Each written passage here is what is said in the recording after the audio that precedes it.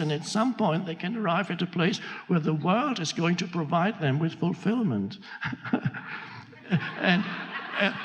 And of course, advertising knows that, and so advertising is built on that to foster that belief that the world can do that. So once you know yourself as awareness, which is a joyous thing, there's a deep joy and satisfaction in knowing yourself as awareness, then you don't expect anymore that situations, conditions, or people should make you happy. And the paradox is, when you don't have the expectation that people, situation, or people should make you happy and satisfy you, they are actually quite satisfied.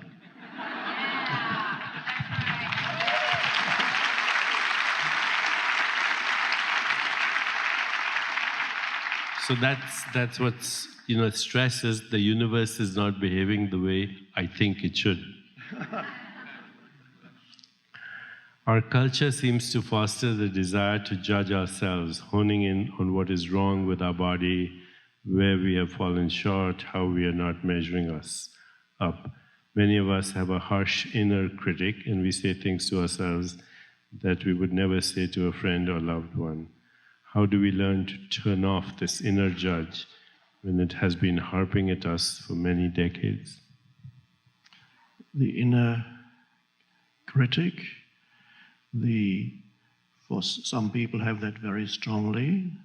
Other people experience it from time to time. Sometimes the mind is, you feel happy with yourself, and then the next day something else. But it manifests in different ways for different people. For some, it's mainly the inner critic, criticizing myself. For others are very critical about other people.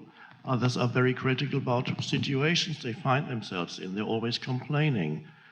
You may remember from before you awakened spiritually that a lot of the time there was this compulsive mind activity. A lot of that was actually complaining about things and people and where one is and why they should have, why didn't they should. Countless stories that come, and so people are trapped in this torture of their own minds, and the question is how to step out. Anything we say about how to go beyond that presupposes that there's already a minimum of awareness in you from where you can realize what your mind is doing. So that needs to be there, and that is there in all of you and much more, of course.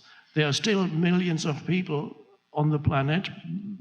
They're also on their way. They don't have yet the minimum awareness.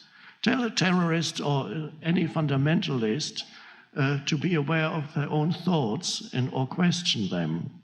They would get very angry.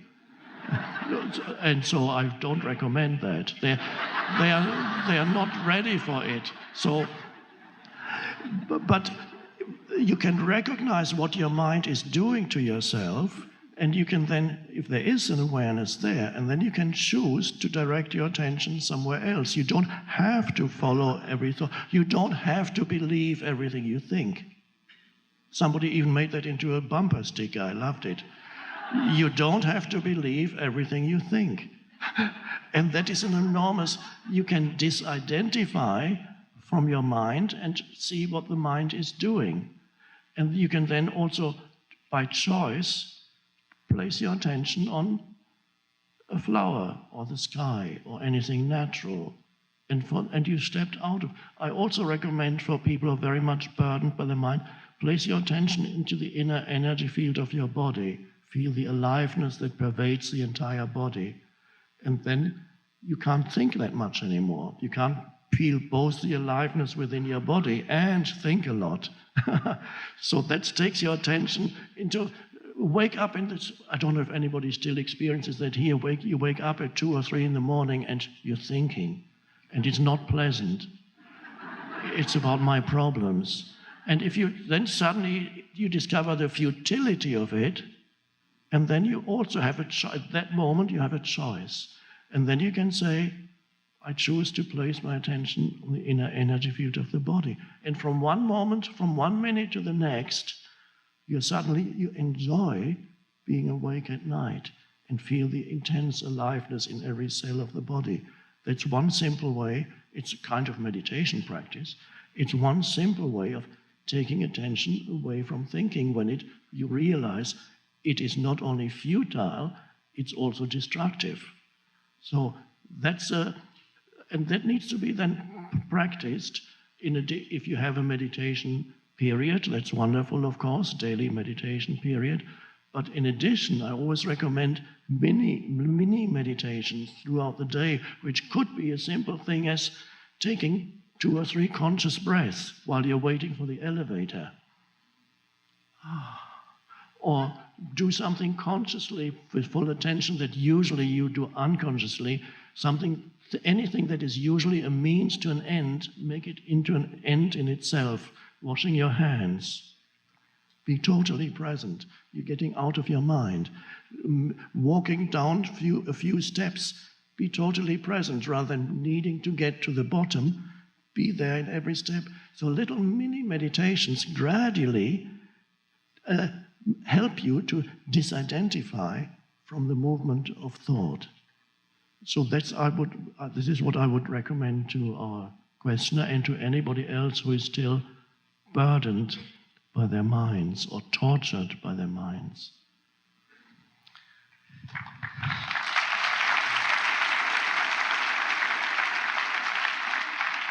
So for those of you who like formulas, here's one. STOP. Okay? It's an acronym. S stands for stop. T stands for take 3 deep breaths, as Eckhart just told us to. And while you're taking those 3 deep breaths, smile everywhere in your body, from head to toe. O stands for observe. Observe your body, as you said. And P stands for proceed with love and kindness. You break the response. It's 9 o'clock, and our live stream is ending, so I want to bring Wayne. We don't want to lose this opportunity, at least. I just have to say.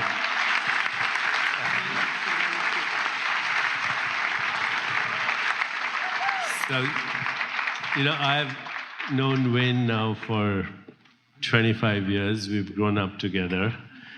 He just looks a little older, but we are brothers. Sit down, Wayne.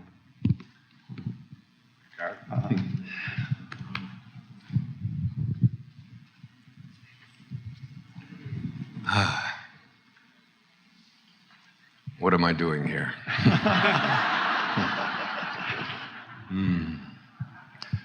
It was at the very last observation you made, Deepak, that the word love finally came in. And it's been my journey to learn to come to a new kind of love in my life. I have been reading a great teacher from Bulgaria whose name was Peter Dunov,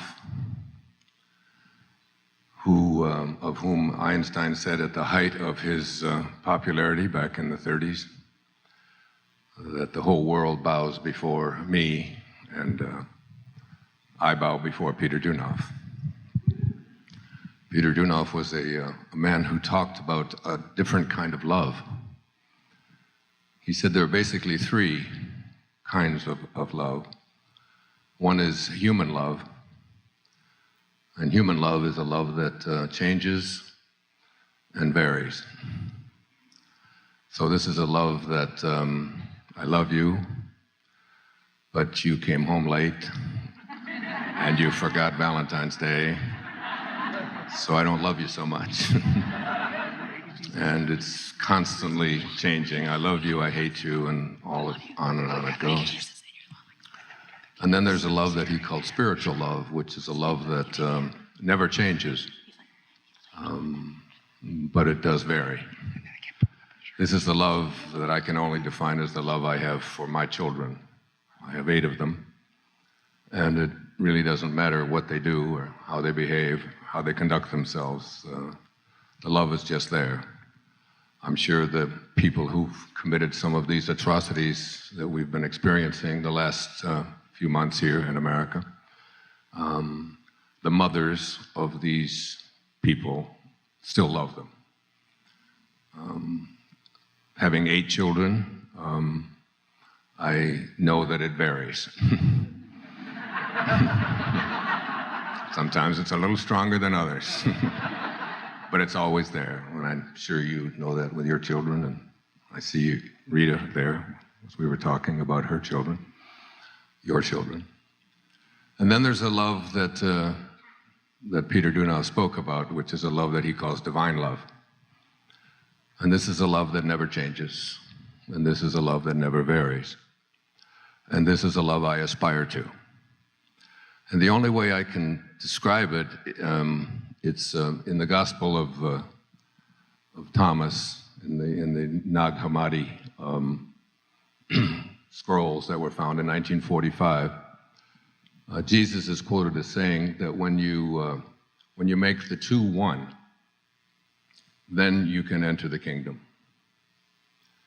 And the opening line of the Tao Te Ching, a book that I studied and lived and wrote a whole series of essays about, the opening line of the Tao says, "The Tao that can be named is not the Tao."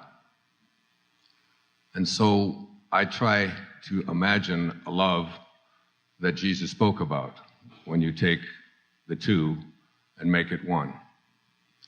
So this is a love that has no opposites. So if I were to ask you the word, I said, what is joy? And I say, what is the opposite of joy? Most of you would probably say something like despair or sadness and so on. And then if I ask you to imagine a joy that has no opposite, it's just joy. Or if I were to ask you, what's the opposite of love? We could come up with many antonyms to love. Try to imagine a love that has no opposite. That's all there is. Nothing else can come up. It's, I was thinking when Eckhart was speaking about what is it in us that, you talk about happiness. And I was thinking, I don't use the word happy either. Shakespeare, in one of his plays, said, I think he said it this way, my crown is in my heart, not on my head, not decked with diamonds, nor Indian stones, nor to be seen. My crown is called content. A crown it is that seldom kings enjoy. And that kind of love is the love I aspire to. Contentment, a love that knows no opposite. Now we're talking up here about being human, and of course, we're all in human bodies, and making the two one is almost impossible for us. There's a woman here in the audience who I didn't even know yesterday that I was going to be here today. I just happened to be staying at a hotel nearby. I'm going to see my publisher tomorrow to do some recording, and then I'm going to Denver to do a workshop on the weekend, a writer's workshop.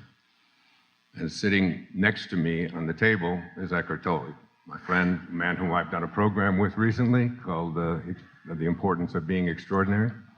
And of course, to my left is a man who we call each other brothers. We've loved each other very, very much since the early 1990s. Like, I think it was 1990. So the idea that I was going to be here, I didn't even know this was going on. And Eckhart said, why don't you come? And here I am. And when I walked in, someone else walked up to me and said, Wayne, what are you doing here? And her name is Anita Morjani. Stand up, Anita. Where are you, dear? Right over here.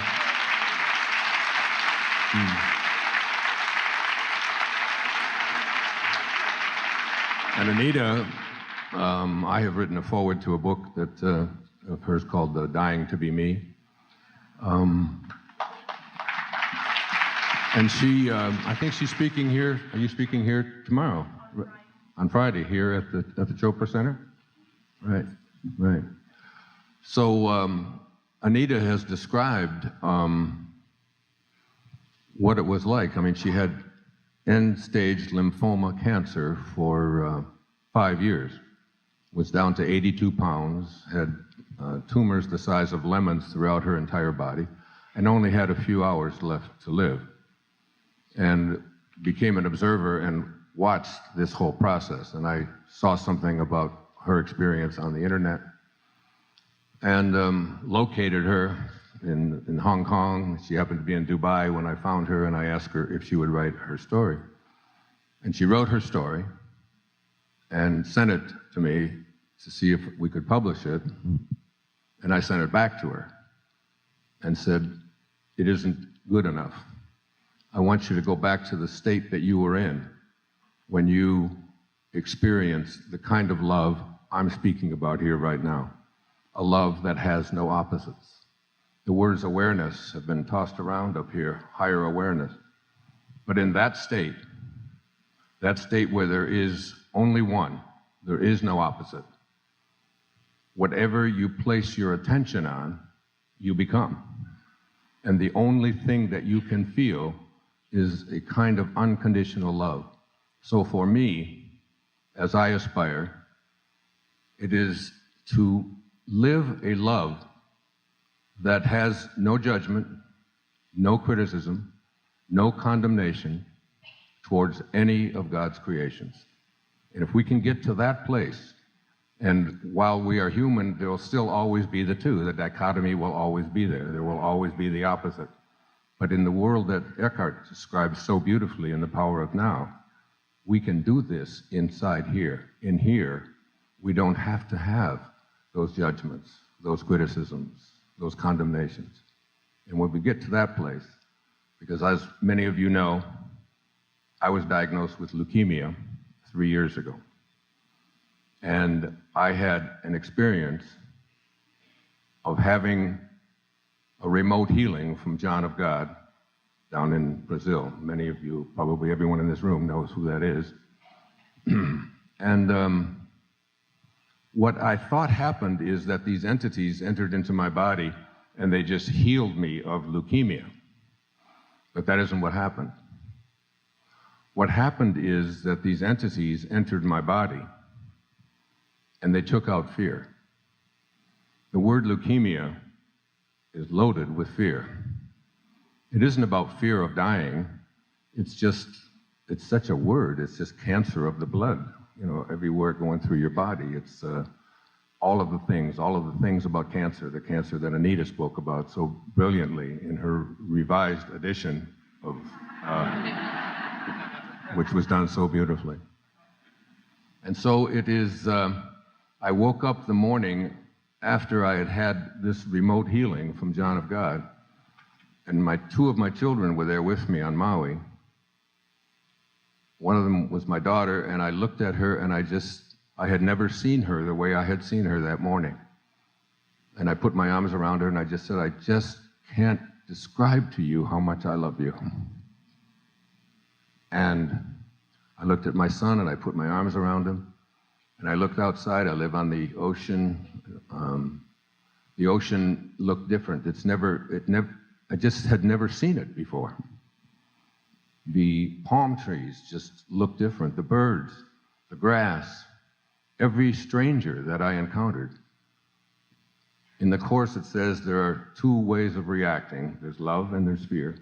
And everything that is love cannot be fear. And everything that is fear cannot be love. So what I would ask you to do is to ask yourself, how much of my life and the decisions that I make are based upon fear? Do you eat the foods that you eat because you're afraid that if you don't, you'll get sick? Or do you do it out of love? This is my body, this is the temple I live in, and I want to treat it that way. Do you drive the speed limit because you love everyone around you and you want them to be safe? Or do you drive the speed limit because you're afraid that if you don't, you're going to get a ticket, so you have a radar detector, and on and on and on it goes. And I could go on with these kinds of, look at almost every single thing that we do in our life, and so many of them are based on fear. And what Anita's experience was when she was in the other realm is that there is no such thing as fear. And cancer, and Deepak and I have done many programs on this. In fact, I remember in London at the Palladium, you and I standing up there one time asking that question, why so much cancer in our world? Why so much illness? Why so much disease? Because, you used to always say it's perfect health, that we don't, our bodies do not have to, there's nothing physically in there that says these bodies have to get older and they have to deteriorate and they even have to die. And if we could get the fear out of our hearts and just come from a place of no judgment, no criticism, no condemnation towards any of God's children, we could live what Shakespeare was speaking about. We could just be content. And that's all I have to say.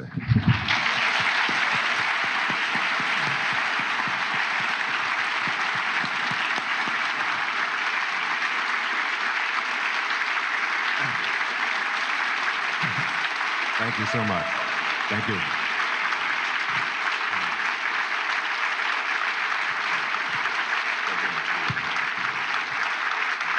Thank you.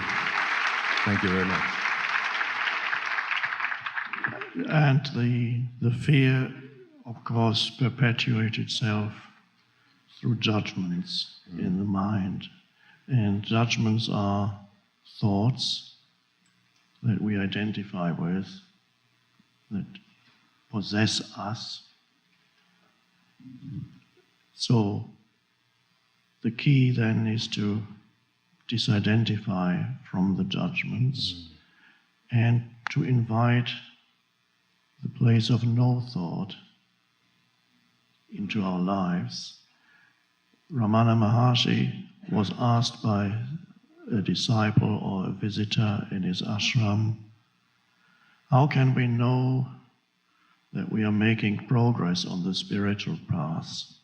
How do we know that? And Ramana Maharshi said, the degree of absence of thinking is the criterion for progress on the spiritual path. So now you know whether you're making progress. The degree of absence of thinking is the criterion for progress on the spiritual path. As simple as that. Well said. Well said. One other observation, I've just spent the last 6 months or so in a secluded state of writing every single day. And I've written something called I Can See Clearly Now. And it's just a look back at all of the things that it's like, so there's, look back at, I lived 10 years in an orphanage, and what did that result in, and all the way up right through just recently.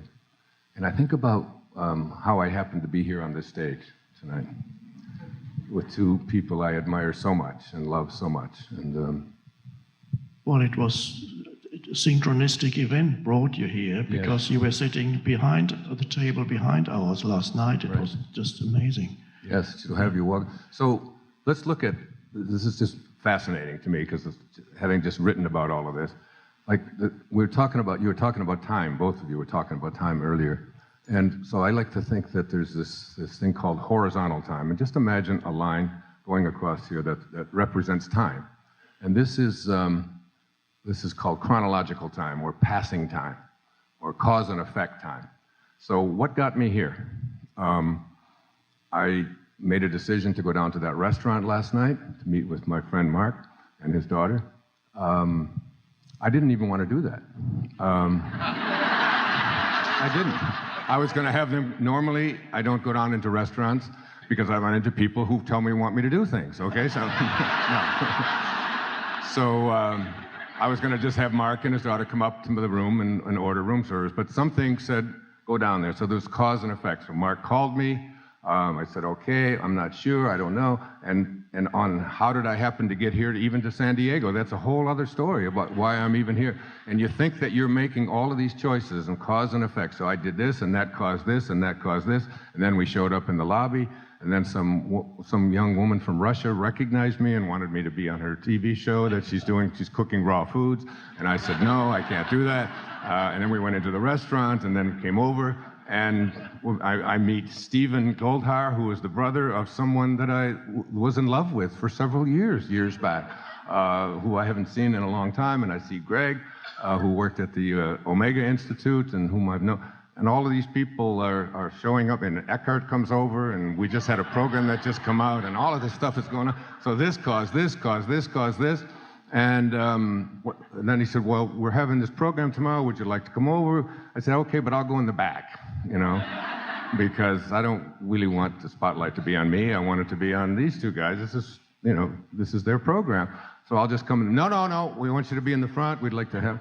So here I am in the front. So then I had the psychic experience. And Deepak, my psychic brother, who knows everything anyway. So we've got this whole horizontal thing. This caused this, and I could sit down and write them all out, all the reasons how I got here tonight. I'd have to go back to when I was born in 1940, and when my mother was born in 1916, and how her mother, and you know, we could just go all the way up to this moment, and here I am, right? And then there's another kind of time. And this is a time that isn't represented by a horizontal line, but is